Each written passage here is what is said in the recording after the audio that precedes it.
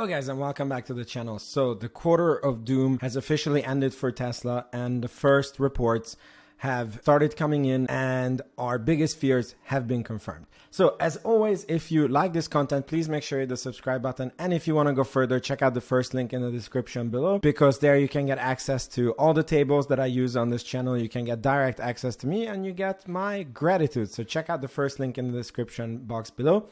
So the delivery numbers have just been reported by Tesla. So I quickly want to go over them and see what this means for the stock. I think it's kind of convenient that they released it just at this time, but they're very lucky that it's the July 4th weekend. The markets are closed on Monday. So people get a lot of time to, digest these numbers and what they mean.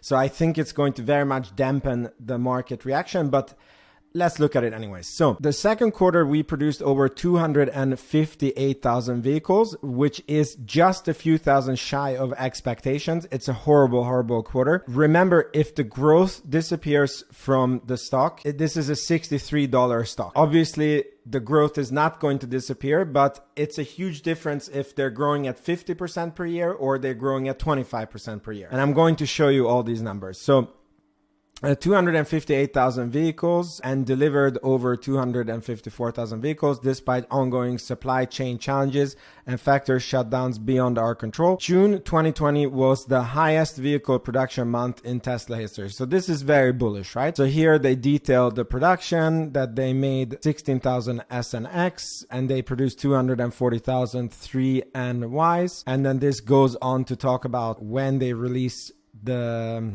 financials, which will be on July 20th. Very, very interesting. We need to obviously stay tuned. So this delivery number means they have a 17% quarter over quarter decrease, which is horrible, right? But still, which is quite surprising that it's still a 26.5% year over year growth.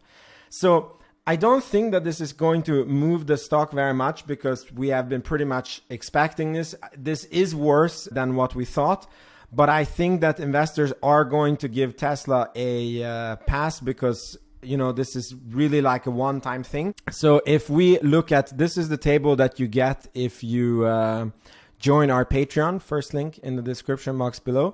And I just want to show you something. I want to zoom in a little bit. So you can see that my key assumptions are that Tesla is going to grow 30% year over year. And this is straight from their bookkeeping. In 2021, they had a 16% profit margin. And I'm thinking that they will have a 20% profit margin up to 2025. So the reason why I'm not more bullish on this is because we have never had Tesla in a recessionary environment and car companies don't really do good and they are not selling a cheap, car. However, the oil prices are very high, which makes the electric car look cheaper. So it's a bit of a mind F on how to think with Tesla. But when you are uncertain as an investor, count with the lower number and then you will be safe.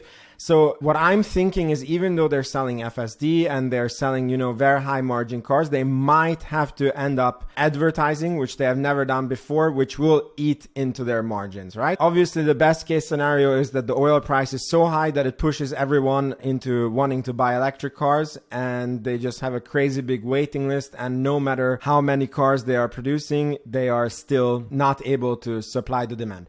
So right now, my current target price for Tesla, or when I would be buying Tesla, is $582. So I want the stock price to go below this. I just want to show you that if their growth lessens, so if we go to 25% and we adjust it every year to 25%, then you can see that the stock price goes below 500 when it becomes a buy for me. I might buy Tesla before this. I don't know. I have to reevaluate my thinking on this because it is a very pessimistic calculation and they are basically still on track to maybe increase their vehicle deliveries by 50%. So I don't want to be stupid pessimistic in my calculations.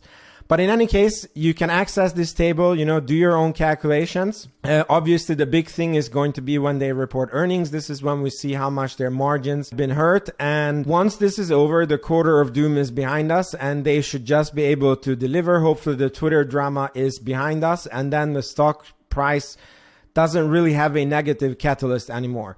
So let me know what you guys think. What is your target price? Are you adding to your portfolio? So let me know this in the comments. Thank you for watching, and I'll see you in the next video. Bye bye. Oh yeah, and happy 4th of July for all my American viewers.